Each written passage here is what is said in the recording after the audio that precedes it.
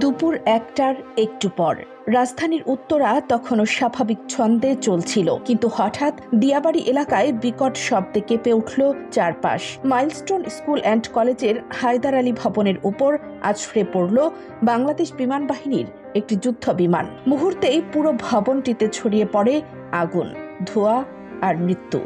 কক্ষের ভেতর ছোট ছোট কোমলমতি শিক্ষার্থীরা তখন প্রাণ ভয়ে ছুটোছুটি করছে।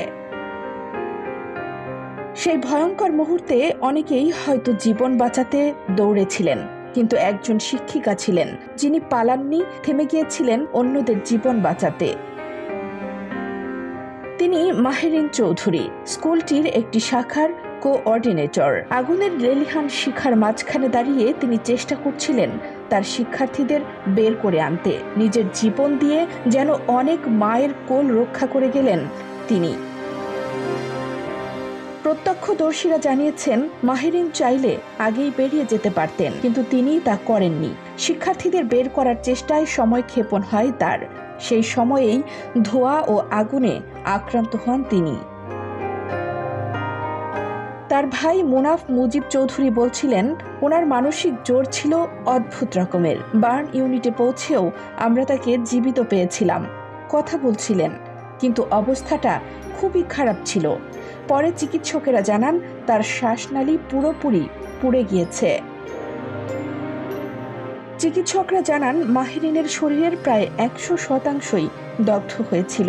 তাকে লাইফ সাপোর্টে নেওয়া হয়, কিন্তু সোমবার রাত ৯টার কিছু আগে তিনি মৃত্যুবরণ করেন। লাইফ সাপোর্টে নেওয়ার আগ মুহূর্তে স্বামী মনসুর হেলালের সঙ্গে কিছু সময়ের জন্য কথা হয় তার। তিনি বলেন, স্কুল ছুটির পর বাচ্চাদের নিয়ে বের হচ্ছিলেন মাহেরিন। সেই সময়েই গেটের সামনেই বিমানটা বিধ্বস্ত হয়। তখনও সে চেষ্টা করেছে বাচ্চাদের বাঁচাতে, নিজে দগ্ধ হয়েও। মাহেরিনের সংসারে রয়েছে ২টি সন্তান।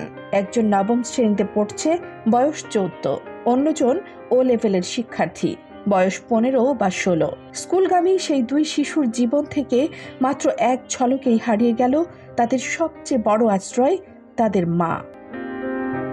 মঙ্গলবার ভোরে মাহেরিনের প্রথম জানাজা হয় উত্তরার গাউসুল আজম জামে মসজিদে। পরে নীলফামারীর জলঢাকার বগুলা গাড়িতে তার দাফন সম্পন্ন হয়। কানিস ফাতেমা, নিপা, খবর সংযোগ।